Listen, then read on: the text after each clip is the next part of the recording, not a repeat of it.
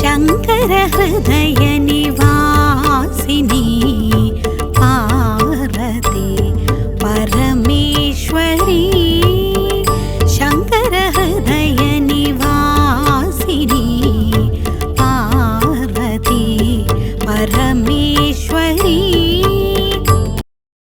జై జగత్మాత బగలాముఖి. ఓం క్రీం బగలాముఖి వరదే సర్వసౌభాగ్యప్రదాయిని సమస్త భక్తానాం సర్వాభీష్టం సాధయ సాధయ క్రీం ఓం స్వాహా. నేను ఇప్పుడు శ్రీ సూర్య మంగళం అద్వైత వేద విద్యాపీఠంలో ఉన్న బగలాముఖి దేవీ క్షేత్రంలో నుండి మీతో మాట్లాడుతున్నాను. ఈ జాతకం గురించి చెప్పబోతున్నాను. ఇదేంటంటే 39 వయసు కలిగిన ఒక పురుషుడి జాతకం. తండ్రి, తల్లి, కుమారుడు ముగ్గురు కలిసొచ్చారు. ఒకే ఒక్క కుమారుడు వాళ్ళకి ఉన్నది. సమస్య ఏంటంటే 39 వయస్సు నిండిపోయింది. కాని అతనికి ఏమీ జరగలేదు. మొదట్లోనే నేను చెప్పాను. అంటే ఆయన పుట్టిన తేదీ, సమయం ఇచ్చారు. దాని ప్రకారమే గదా జాతకం ఉంటుంది. ఎవరు సూర్యమంగళంలో చూడ్డానికొచ్చినప్పటికీ వాళ్ల జాతకం, వాళ్ళు తీసుకొచ్చే జాతకం ఇక్కడ చూడం. ఎందుకంటే ఇక్కడ తమిళనాడులో 2-3 పంచాంగాలు చూస్తారు. జాతకాల్లో మార్పులున్నాయి. కాబట్టి ఏ జాతకం సరైందో గుర్తించటమనేది కన్ఫ్యూజన్గా ఉంటుంది. లగ్నం మారినవి, గ్రహాలు మారినవి, ఈ విధంగా కూడా కొంతమంది తీసుకొస్తారు. వాళ్ళంటారు వాక్య పంచాంగం ప్రకారం శని ఇక్కడ ఉంది, తిరుకణిత ప్రకారం ఇక్కడ ఉంది, గురువిక్కడుంది, శని ఇక్కడుంది, లగ్నం అలా ఉంది, ఇలా ఉంది అని చాలా చెప్తారు. అక్కడ మేమేం చెప్తామంటే అవన్నీ అలా ఉండనివ్వండి. పుట్టిన తేదీ, సమయం ఇందులో ఉండేది కరెక్టేనా? అవును, ఇది కరెక్టే. అది మాత్రం తెలిస్తే చాలు. అది మా కంప్యూటర్లో date of birth, time, place of birth అన్నీ ఇచ్చి జాతకం తీస్తే కరెక్ట్గా షార్ప్గా ఉంటుంది. అది మాత్రమే నిజమైన జాతకం. ఆ జాతకాన్ని ఆఫీసులో నుండి తీసిచ్చి ఆ వ్యక్తులు నా ముందుకొచ్చి కూర్చున్నప్పుడు నేను వాళ్ళని ముందుగా అడిగేది, ఇది ఎవ్వరి జాతకం? అది నా జాతకమే అని వాళ్ళంటారు. ఇందులో ఇచ్చిన డేట్ ఆఫ్ బర్త్, టైము లాంటివి కరెక్టేనా? అవును, కరెక్ట్ అని వాళ్ళు చెబితేనే జాతకం చూస్తాను. దాదాపుగా అదే అందరూ అంటారు. జాతకం చూడను. సరైందే అనుకుంటాను అని చెప్పినా నేను చూడను. అదేవిధంగా మరికొందరు చెప్తారు. అంటే ఇంకోటుంది గదా, నాడీ జ్యోతిష్యం ప్రకారం జాతకం అని చెప్తారు. అది కూడా నేను చూడను. ఎందుకంటే నాకోసం నేను నాడీ జ్యోతిష్యం చూశాను. 2-3 చోట్ల చూశాను. 2 చోట్ల ఇచ్చిన ఒక జ్యోతిష్యం కరెక్టుగా ఉంది. 3వ చోట ఇచ్చిన జాతకం వేరే విధంగా ఉంది. ఇలా ఉంది కాబట్టే ఆ విధంగా తీసుకొచ్చిన జాతకం నేను చూడ్డం లేదు. డేట్ ఆఫ్ బర్త్, టైం లాంటివి కరెక్ట్గా తెలిసినవి మాత్రం, దాని ప్రకారం తీసిన జాతకాలు మాత్రం చూస్తాను. కాబట్టి ఈయన దగ్గర కూడా అలాగే అడిగాను. డేట్ ఆఫ్ బర్త్, టైం కరెక్టా కాదా? అంతలో వాళ్ళేదో మాట్లాడడం ప్రారంభించారు. ఆగండి. ఈ డేట్ ఆఫ్ బర్త్, టైం లాంటివి కరెక్టే కదా. అవన్నీ కరెక్ట్ అయితే ముందుగా ఈ జాతకంలోని ప్లస్ మైనస్ గురించి నేను చెప్తాను. దాని తర్వాత మీకు టైం ఇస్తాను. అప్పుడు మీరు మాట్లాడండి అన్నాను. సరే అని వాళ్ళు కూడా అన్నారు. ఇక్కడ ఈ జాతకం ప్రకారం చూస్తే టోటల్గా జనరల్గా ఉన్న విషయాలు మాత్రమే చెప్తాను. ఈ జాతకం ప్రకారం ఈయనకి మంచి విద్య ఉంటుంది. బాగా చదివి ఉంటారు. కానీ దానివల్ల ఉపయోగం లేదు. చెడ్డ అలవాట్లు ఎక్కువగా ఉంటాయి. చెడు స్వభావాలు ఎక్కువగా ఉంటాయి. మంచి ఫ్రెండ్స్ ఉండరు. మందు కొడతారు. మైకం, మందులు, డ్రగ్స్ లాంటివి తీసుకుంటారు. పూర్వీకం నుంచొచ్చిన ఆస్తి ఉంటే దానిని నాశనం చేస్తారు. కళ్యాణం చేసుకోరు. ఒకవేళ చేసుకున్నా ఆ అమ్మాయి జీవితాంతం ఏడుస్తూ ఉండాల్సిందే. ఇవన్నీ ఈ జాతకంలోని మైనస్సులు. ఈ జాతకంలోని ప్లస్సులు ఏవంటే ఈయనకి దీర్ఘాయుష్యుంది. పెద్ద రోగాలు, ఆపరేషన్లు, యాక్సిడెంట్లు, ఉపద్రవాలుండవు. ఇవన్నీ ఈ జాతకంలోని ప్లస్ పాయింట్లు. ఆ విధంగా చెప్పాక దశాకాల ఫలాలు చెప్పటం ప్రారంభించా. ఇప్పుడు ఈ జాతకం ప్రకారం ఈయనకి బుధ దశాకాలం కొనసాగుతుంది. బుధుడు 1, 2, 3, 4, 5, 6 అంటే 3కి 6కి బుధుడు అధిపతిగా ఉన్నాడు. ఆ బుధుడు ఏం చేస్తున్నాడంటే లగ్నం యొక్క 7వ స్థానంలో రాహువు దర్శనంతో సూర్యుడితో చేరి ఉన్నాడు. అక్కడ కేతువు కూడా ఉన్నాడు. 5వ స్థానానికి అధిపతిగా ఉన్న సూర్యుడు నీచంగా ఉన్నాడు. కాబట్టి పూర్వజన్మ పాపదోషం ఇదివరకే ఒక జాతకంలో చెప్పాను. 5లో సూర్యుడు శని రాహువు ఉంటే దృష్టి ఉంటే పూర్వజన్మ పాపదోషం ఉన్నట్టే. 5వ భావాధిపతి నీచంలో ఉన్నా అదే. ఇక్కడ 1, 2, 3, 4 5వ స్థానంలో మాంది ఉంది. రాహువు దృష్టి ఉంది. 5వ భావాధిపతి నీచంలో ఉన్నాడు. దాన్ని చేరటం వల్ల ఈ జాతకంలో 7వ స్థానంలో బుధుడున్నాడు. కాబట్టి ఈ జాతకం ప్రకారం ఈ దశాకాలం ఈయనకి సంబంధించి అత్యంత ఘోరంగా ఉంది. 3కి 6కి అధిపతిగా ఉన్న బుధుడు నీచంలో ఉన్న 5వ భావాధిపతితో రాహువు దర్శనంతో ఉండటం వల్ల ఈ దశాకాలం మంచిది కాదు. అది మాత్రమే కాకుండా ఇతని జన్మస్థితి ప్రకారం ఇతని తండ్రి అయిన వ్యక్తికి అంటే ఇతని తండ్రికి నిత్యం కన్నీళ్లు తప్పో దుఃఖిస్తూ ఉండాల్సిందే. సంతోషమే ఉండదు. ఇలాంటి పుత్రుడు లేకుండా ఉంటే బావుండేదని అనుకునే పరిస్థితుంటుంది. అదే చెప్పాను. మీరు చెప్పింది 100కి 100 నిజమే స్వామీ. ఇలాంటి ఒక కొడుకు పుట్టకుండా ఉంటే బావుండేది. మీరు చెప్పింది కరెక్టే. నేనిప్పుడు ప్రార్థిస్తున్నాను అన్నారు. అంటే ఈ అబ్బాయి ఏం చేస్తున్నాడంటే అబ్బాయికి 39 ఏళ్ళు. వాడేమో పిచ్చి పట్టినట్టు ఇలా ఉన్నాడు. ఇలా ఉన్నాడే తప్ప నేను చెప్పింది కూడా వాడు వినటం లేదు. ఏదీ కూడా చుట్టుపక్కల జరిగేది గమనించటమే లేదు. అలా ఉన్నాడంతే. అప్పుడు ఈ విషయాలన్నీ చెప్పేసి అదేవిధంగా అప్పుడు వాళ్ళు చెప్పారు. కొందరు జ్యోతిష్యులు చెప్పారంట. పెళ్లిగాని చేస్తే యోగంతో ఉన్న ఒక అమ్మాయిని తీసుకొచ్చి పెళ్లి చేస్తే ఈ సమస్యలన్నీ తీరి ఇతడు బాగవుతాడు. దానికి వాళ్ళేం చెబుతారంటే ఇతనికి 7వ భావాధిపతి శుక్రుడు ఉన్నాడు. అంటే లగ్నం యొక్క 7వ భావాధిపతిగా శుక్రుడున్నాడు కాబట్టి శుక్రుడంటే మంచి గ్రహమే గదా, మహాలక్ష్మి గదా. కాబట్టి శుక్రుడున్నాడు కాబట్టి ఇతన్ని ఒక మంచమ్మాయి ఒక మంచి జాతకం కలిగిన అమ్మాయి కళ్యాణం చేసుకుంటే టోటల్గా ఇతడిలో మార్పొస్తుంది. కాబట్టి ఇతడికి శీఘ్రంగా కళ్యాణం చెయ్యాలి అని చెప్పారు. కాని ఇతను పెళ్లి చేసుకోవాలని కాదు, ఇతనికి పెళ్లి చెయ్యాలని కొందరు జ్యోతిష్యులు ఇతడి తల్లిదండ్రులకి చెప్పారు. దాని గురించి చర్చించటం కోసమే వాళ్ళొచ్చారు. వీళ్ళు 4-5 ఏళ్లుగా ట్రై చేస్తున్నారు కాని కళ్యాణం కాలేదు. కాబట్టి ఇతనికి ఎలాంటి పనీపాట లేదు. చూడండి, 2వ స్థానం విద్యాస్థానం. అక్కడ శని చూపు ఉంది. అలాగే 2వ భావాధిపతిగా ఉన్న శుక్రుడు నీచంగా ఉన్నాడు. ఇలాంటప్పుడు కొందరికి విద్య ఉండదు, కొద్దిమందికి విద్య ఉండదు. కొందరికి విద్య ఉంటుంది కాని దానివల్ల యూజ్ ఉండదు. ఎప్పుడైనా బాగా గుర్తుంచుకోండి, జాతకంలో లగ్నం యొక్క 2వ స్థానంలో సూర్యుడు శని రాహువు ఆ విధంగా ఉంటే లేదంటే ఆ గ్రహాల దృష్టి ఉంటే విద్య ఉన్నప్పటికీ దానివల్ల ఉపయోగం ఉండదు. ఏదైతే చదివారో అది యూజ్ కాదు అని అర్థం. ఇక్కడ ఇతను ఎంబీఏ చదివినట్టు చెప్పారు.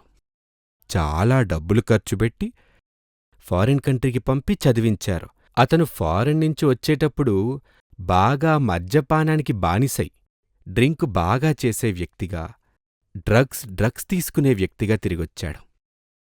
విదేశాల నుండి వస్తూ అన్నీ చెడ్డలవాట్లు నేర్చుకొచ్చాడు.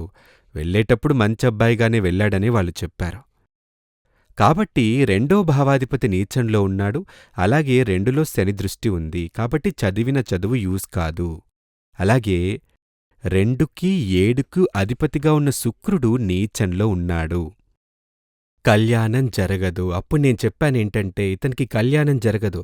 ఒక్కవేళ జరిగినా ఏదో ఒక అమ్మాయి బాగా గమనించండి. ఏ అమ్మాయైతే పెళ్లి చేసుకొని భర్త వల్ల దుఃఖం అనుభవించాలని రాసుందో ఆ అమ్మాయి తనకి భార్యగా రావాలి. ఏ అమ్మాయైతే పెళ్లి చేసుకున్న తర్వాత తన భర్త కారణంగా సర్వదా కన్నీళ్లు పెట్టాలో అలాంటి ఒక అమ్మాయే ఇతడికి భార్యగా రావాలి. అలాంటి అమ్మాయంటే ఆమెకు భాగ్యం లేనిదనే కదా అర్థం. కళ్యాణం తర్వాత సదా ఏడుస్తూనే ఉంటుందంటే ఆ అమ్మాయి భాగ్యం లేనిదనే కదా అర్థం. కాబట్టి ఇక్కడ వీళ్ళేమనుకుంటున్నారంటే ఏడో భావాధిపతి వీనస్ కాబట్టి అది మహాలక్ష్మి వస్తుంది. అలాంటి ఒక అమ్మాయొస్తే ఇతని లైఫ్ మారుతుంది, ఇతనే మారిపోతాడనుకుంటున్నారు. నేనన్నాను, ఊరికే అతనికి గనక మీరు కళ్యాణం చేస్తే ఒక అమ్మాయి జీవితం నాశనం చేయకండి. అలాంటి ఒక శాపం మీరు తీసుకోకండి. ఒకటి, వాళ్లతో చెప్పాను, ఓపెన్గానే మాట్లాడొచ్చాని అడిగాను. మాట్లాడండి అన్నారు. ఇతను మగతనమే లేని వ్యక్తి, కామభావనే లేని వ్యక్తి, ఇతనికెందుకు కళ్యాణం? నిజంగానే అతను అలాగే ఉన్నాడు. తల తిప్పికూడా చూడటం లేదు. కామవాంఛలేని వ్యక్తి అని చెప్పినప్పుడు ఇలా నన్ను చూశాడు. కాని బదులు మాత్రం చెప్పనేలేదు. నేనన్నాను, కామవాంఛలేని వ్యక్తి ఎందుకు? కామవాంఛలేని వ్యక్తికి కళ్యాణమెందుకు, పెళ్ళామెందుకు? అవసరమే లేదు కదా. కాబట్టి దీనికి ఏ పరిహారం చేసినా ప్రయోజనం లేదు. దీనికి అప్పుడు వాళ్ళడిగారు, ఏమేం చేయాలో చెప్పండి స్వామీ, వెంటనే మొదలుపెట్టేద్దాం. అప్పుడు నేనన్నాను, లేదు, ఏ పరిహారం చేసినా ప్రయోజనం లేదు. అదేంటంటే జన్మతః ఒకడు అంధుడు. అంటే అర్థమైందా? అంధుడు అంటే కళ్ళు కనిపించని వ్యక్తి. నేనెవర్నీ గేల్ చేయటం లేదు, అలా భావించకండి. అంధుడంటే కళ్ళు కనిపించని వ్యక్తి. పుట్టినప్పుడే చూపులేని ఒక వ్యక్తి అతనికి అద్దాలు పెడితే కంటి చూపొస్తుందా? మీరద్దాలు పెట్టుకుంటారో లేదో నాకు తెలీదు. ఇప్పుడు నేను అద్దాలు పెట్టుకునున్నాను. నేను 3వ తరగతి చదువుతున్నప్పటినుంచి అద్దాలున్నాయి. ఈ అద్దాలు లేకపోతే నాకిదేమీ చదవటం వీలుకాదు, చూడ్లేను, బ్లైండ్గా ఉంటుంది. అద్దాలుండి కాబట్టి నాకివన్నీ రాయటం, చదవటం లాంటివి సాధ్యమవుతుంది. అలాగని అద్దాలు తీసి ఆ అంధుడికి పెడితే వర్కౌట్ అవుతుందా? వర్కౌట్ కాదు. ఆల్రెడీ నా కంట్లో కొంచెం ప్లస్ పాయింట్ ఉంది. ఈ అద్దాలు పెట్టినప్పుడు, ఈ పవర్ యాడ్ చేసినప్పుడు నాకు 100% వర్కౌట్ అవుతుంది.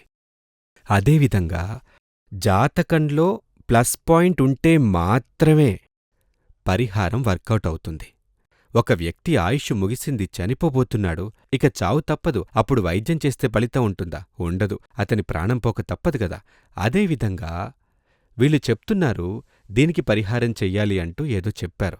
కాని నేను చెప్పాను, గతజన్మ పాపదోషం అత్యంత తీవ్రంగా ఉంది. 5లో రాహు దర్శనం, మాంది అక్కడుంది. 5వ భావాధిపతిగా ఉన్న సూర్యుడు నీచంగా ఉన్నాడు. కాబట్టి దీనికోసం పరిహారం చేయటమంటే మీరు డబ్బు వృధాగా ఖర్చు చేయటం మాత్రమే. సముద్రంలోకి చక్కెర మూటలు వేసి కలపటంలాంటిదే. ఫలితం ఉంటుందా? ఉండదు. కాబట్టి ఇక్కడే కాదు, ఎక్కడికి వెళ్ళి ఏ పరిహారం చేసినా సరే డబ్బు వృధాగా ఖర్చు చేయటమే. అతడి దారిలో అతన్ని వదిలేయండి. దీనికి కారణం మీ గతజన్మ పాపదోషమే. అప్పుడు వాళ్ళేమన్నారంటే అతడికి చేతబడి చేశారు, ఏదో చేశారని చెప్పారు. ఇందులో చేతబడేది లేదు, మీ గతజన్మ పాపదోషం మాత్రమే. మీ యొక్క జాతకంలో 5వ స్థానంలో సూర్యుడో, రాహువో, శనో ఉంటాడు. 90% శని లేదా రాహు ఉంటాడు. కాబట్టి మీ గతజన్మ పాపదోషం ఇతన్ని బాధిస్తుంది. ప్లస్ ఇతడి గతజన్మ పాపదోషం అంటే మనం చెప్తాం గదా, పూర్వీకులు చేసిన పుణ్యం వల్లే మేము అద్భుతంగా ఉన్నాం అని చెప్తుంటారు గదా. అలాగే పూర్వీకులు చేసిన పాపం కూడా మనల్ని కష్టపెట్టక తప్పదు, అందులో సందేహమే లేదు.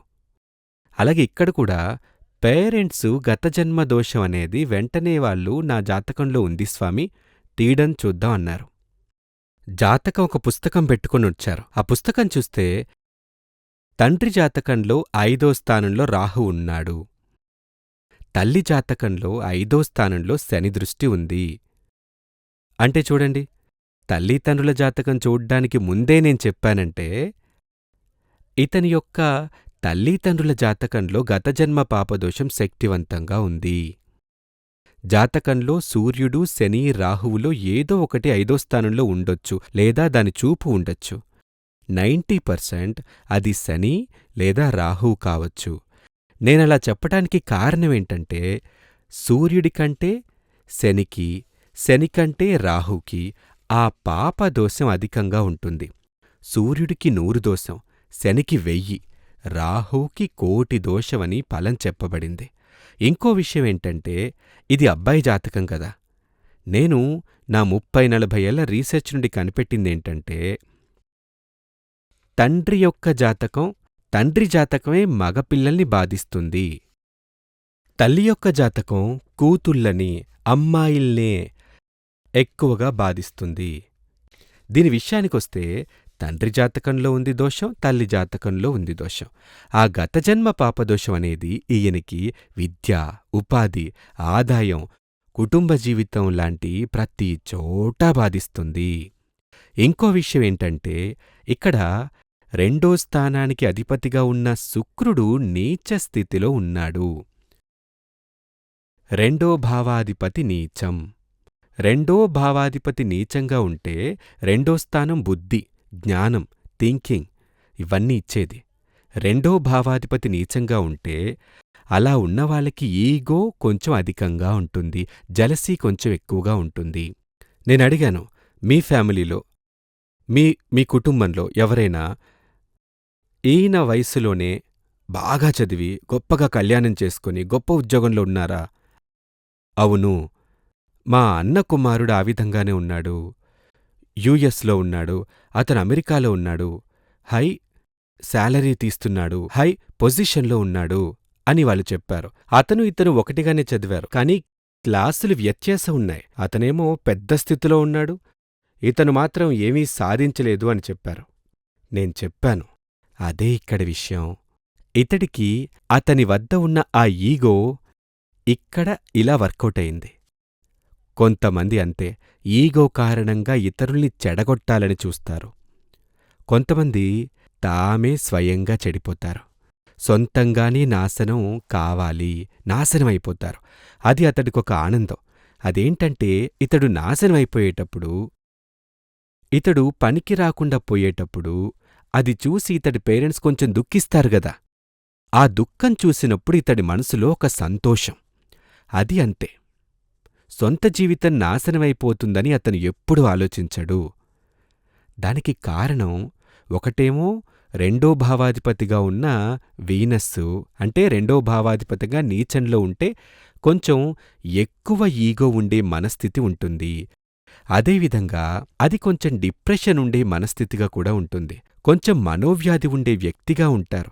కాబట్టి ఇతడికి మనోవ్యాధి ప్లస్ గతజన్మ పాపదోషం. ఈ గతజన్మ పాపదోషం వల్లే ఇతనికి ఇతని పేరెంట్స్కి ఉన్న గతజన్మ పాపదోషం వల్లే ఇతని జీవితం ఒక ట్రాజెడీగా, ఎదురీత లాంటి జీవితం అని కూడా చెప్పలేం. దానికి మించిన రీతిలో ఈ జీవితం పరాజయంగా ఉంటుంది, ఫెయిల్యూర్గా ఉంది. ఈ విధంగా ఉండే జాతకాలుంటే అదేంటంటే, 5వ భావాధిపతి నీచం, 5లో రాహువు దర్శనం లేదా శని దర్శనం ఉంటే దానికి పరిహారం వర్కౌట్ కాదు. కాబట్టి ఈయన కోసం ఏ విధమైన పరిహారం చేసినప్పటికీ, ఏదైనా మాంగళ్యదోష పరిహారం చేసినప్పటికీ, ఏదైనా మనోవ్యాధి కోసం ఏవైనా పూజలు చేసినా, మనోవ్యాధి కోసం మానసమిత్ర హోమం అనే పరిహారం ఉంది. అవన్నీ చేసి ఉన్నప్పటికీ తను వర్కౌట్ కాదు. అయినప్పటికీ నేను చెప్పాను. అప్పుడు వాళ్ళు ఏ పరిహారం చేయటానికైనా సిద్ధంగా ఉన్నారు. నేను చెప్పాను, అవన్నీ ఏమీ వద్దు, కాని ఇది మాత్రం ఆ మానసమిత్ర హోమం మాత్రం మీరు చెయ్యండి. ఏ మేరకు వర్కౌట్ అవుతుందో మనం చూద్దాం, కాని గ్యారంటీ లేదు. ఇక్కడ ఏ పూజ చేసినా గ్యారంటీ ఉంటుంది. కాని మానసమిత్ర హోమం చెయ్యండి, దానికి గ్యారంటీ ఇవ్వలేం. ఎందుకంటే ఈ స్థాయికి జాతకం గతజన్మ పాపదోషం శక్తివంతంగా ఉందని చెప్పి వాళ్ళని పంపేశాను. జై జగన్మాత. బగళాముఖి మహాదేవి అనుగ్రహంతో మీకు ఆయురారోగ్య సౌఖ్యసిద్ధి, సర్వకార్యసిద్ధి లభించాలని ఆశీర్వాదం చేస్తున్నాను. శ్రీ సూర్యమంగళం అద్వైత వేద విద్యాపీఠంలో తాంత్రిక పూజల్లో సిద్ధహస్తులైన ఎందరో ఆచార్యులు అమావాస్య, పౌర్ణమి రోజుల్లో ప్రత్యేక యాగాలు నిర్వహిస్తారు. ఈ యాగాల్లో పాల్గొనడం ద్వారా తల్లి శ్రీ బగళాముఖీదేవి అనుగ్రహం వల్ల సర్వదోషాలూ పోయి సకల సౌభాగ్యాలు మనకు కలుగుతాయి. శ్రీ సూర్యమంగళం అద్వైత వేద విద్యాపీఠం జ్యోతిష్యం, ప్రశ్నలు, వాస్తు, తాంత్రిక పూజలు మరియు వేదయాగాలు నిర్వహిస్తారు. సంప్రదించవలసిన నంబర్ 7305442299 7305442299. చెన్నై, కోయంబత్తూర్, బెంగళూరు, హైదరాబాద్, విజయవాడ, ఢిల్లీ, ముంబై, తిరునల్వేలి, టెక్సాస్.